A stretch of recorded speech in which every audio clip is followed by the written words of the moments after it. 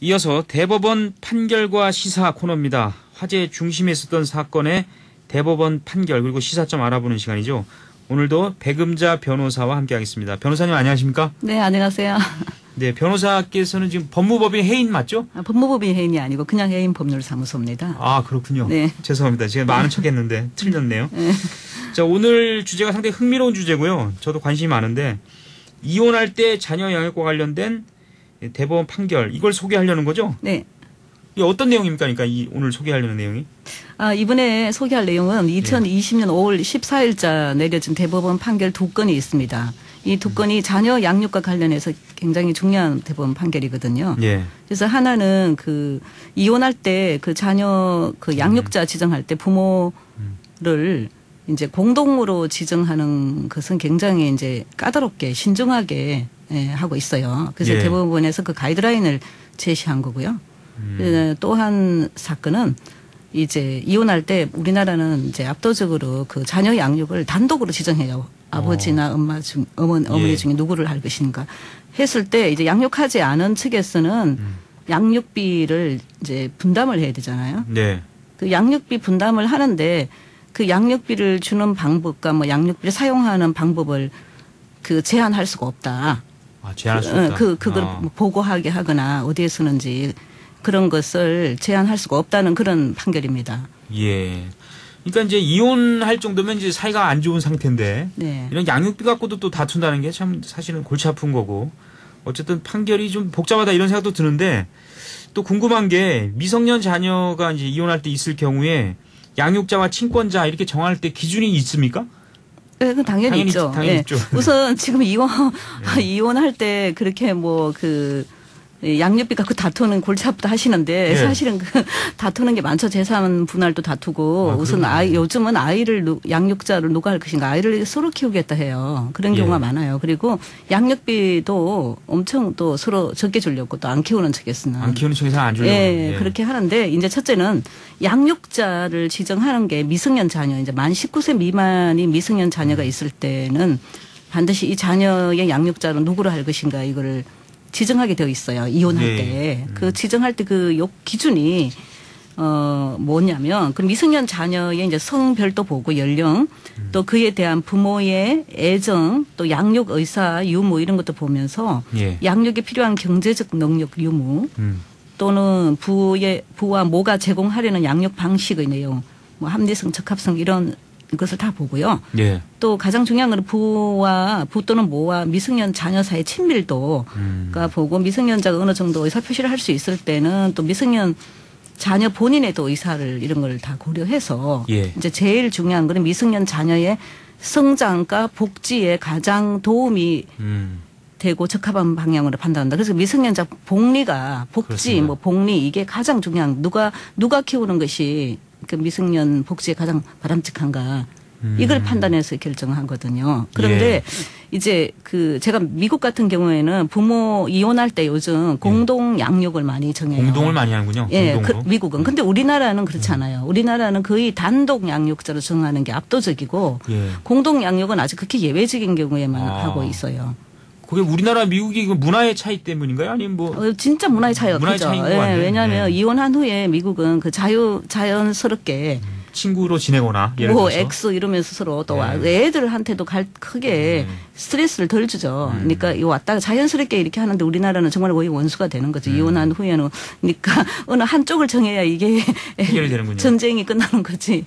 양쪽을 줬다가는 오히려 계속 전쟁이 계속되는 것이기 때문에. 여기 대법원이 이혼하는 부부가 미성년자에 대한 공동 양육자로 지정하는 것은 신중하게 하라 하면서 이 공동 양육 지정이 가능한 경우에 대한 가이드라인을 처음 제시했다는데 이게 어떤 내용입니까? 어떤 내용이냐면 이제 이게 인천 가정법원에서 이제 항소심 판결에서는 이 부모를 공동 양육자로 정했어요. 이혼을 하면서 자녀의 공동 양육자로 정해서 이제 우리가 단독 양육자로 정할 때는 보통은 한쪽은 면접 교섭권을 주잖아요. 예, 만날 수 있는 조건. 예, 보통은 이제 어느 한쪽이 양육자, 엄마가 보통 양육자 정해지면 아버지 같은 경우에는 면접 교섭권을 행사하는데 한 달에 한 2번 정도 주말에 줘요. 맞습니다. 근데 이 사건은 공동 양육자로 정하면서 양육 방법을 주중에는 엄마하고 살면서 엄마가 양육자가 되고 주말에는 아버지하고 살면서 아버지가 양육자가 돼요.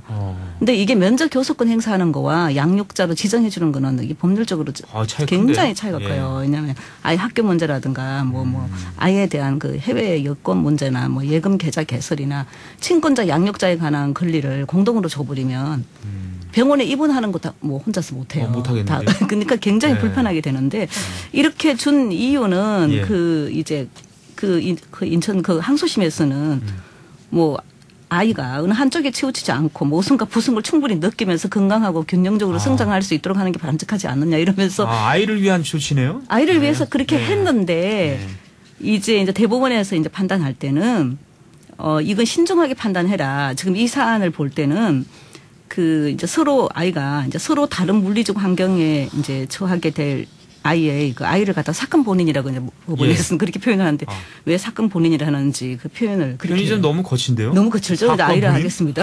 네, 아이를 하겠습니다. 아이의 경제적, 시간적 손실과 정서적 불안정을 감소시키는데 크게 기여할 것으로 보이지 않는다. 이렇게 하면 그러니까 굳이 이런 방법 면접 교섭을 통해서도 달성이 되는데 굳이 공동 양육자 지정을 할 필요가 없고 오히려 자녀가 부모의 주거지를 주기적으로 옮겨 다녀야 하는 불편함이 있고 자녀는 두 가정을 오가면서 이제 두 명의 양육자 아래서 생활하게 되어 자칫 가치관의 혼란을 겪거나 안정적인 생활을 하지 못하게 될 우려가 있고 뭐 이렇게 등등 해서 이제 오히려 갈등이 더 커진다 이렇게 결론을 내렸어요. 그래서 이제 대법원이 이 공동 양육자 지정은 아주 신중하게 할 필요가 있다면서 가이드라인을 최초로 이걸 제시를 했는데요. 그 가이드라인이 이겁니다.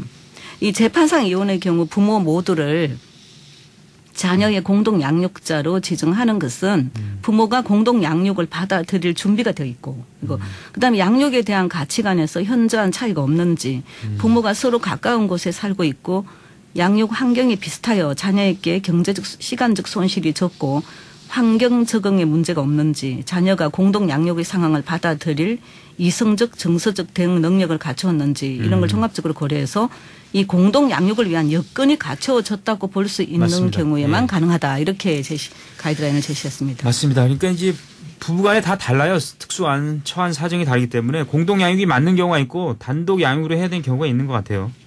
제 개인적으로는 헤어지지 말았어야죠. 이렇게 복잡할 일을 당하지 않을 바에는. 어쨌든 근데 최근에 대법원이 여러 판결을 내렸습니다마는 이 재판상에 이혼했을 때 어머니를 자녀의 단독 친권자와 양육자로 지정하고 아버지에게 양육비를 부담하게 할 때 내린 항소심 판결 이것도 좀 문제가 된다. 이게 무슨 얘기입니까? 이게 뭐냐면 양육비를 보통은 이제 양육을 하지 않는 측에서 양육하는 측에 양육비를 분담 액수를 지급하게 돼 있어요. 그러면 법원에서는 보통 누구를 양육자로 정하면서 양육하지 않은 측에서는 돈을 얼마를 매달 얼마씩 주라 이렇게 판결하거든요. 그런데 이 사건은 또 원심에서 내린 판결이 이거는 특수하게 양육자와 비양육자가 각자 돈을 한 달에 얼마씩 통장을 예금 계좌를 아이 명의도 뭐 부기해서 개설한 다음에 이제 양육비 사용 방법을 제한한 거예요. 반드시 예를 들면 이제 어머니가 이제 양육자가 됐는데 아이 엄마가 체크카드를 통해서만 양육비를 사용해라.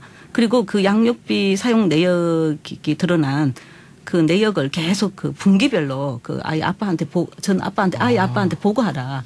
이런 판결을 내린 거예요. 복잡하네 이것도. 예, 양육비를 그렇기 때문에 이걸 체크카드를 통해서만 양육비를 사용하라는 이런 부분을 대법원에서 이거는 이제 아이에 대한 양육자는 원고 엄마인데 엄마가 사건 본인의 복리에 부합하는 방향으로 양육할 권리와 의무를 가지고 있는데 이 원심 판결 같이 이렇게 체크카드를 통해서만 양육비를 지불하라는 것은 아이의 복리에 부합하는 방식으로 아이를 양육할 원고의 재량을 지나치게 제한한다. 이건 잘못됐다. 지나치게 제한한다. 네, 이렇게 해서 그거를 위법하니까 다시 판결하라고 내려보냈고요. 또 하나는 이제 중요한 게 예금 계좌 거래 내역 매 분기별로 양육비를 어디에 사용했는지 체크카드 내역을 계속 아이 아빠한테 보고하도록 한 거예요. 이건 완전 심각한 거죠. 인권 침해 같은데요? 네, 맞아요. 누가 보더라도 상식적으로 인권 침해죠. 그래서 이거는 원고 피고 사이의 분쟁을 예방하는 측면보다는 이 추가적인 분쟁을 불러일으킬 가능성이 있다.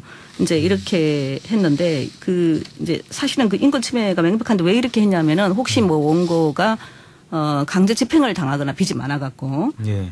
뭐 오히려 아니면 양육비를 유용하고 오히려 아예 양육에 안 쓰고 오히려 예. 그렇게 하는 걸 막기 위한 목적이라고 하지만 이제 사실은 이 판결에 대한 그 비판은 많았는데 안 그래도 대법원이 이런 방식으로 양육비에 제한하면 안 된다. 양육비 사용 방법을 제한하면 안 된다. 예. 이렇게 한 판결입니다.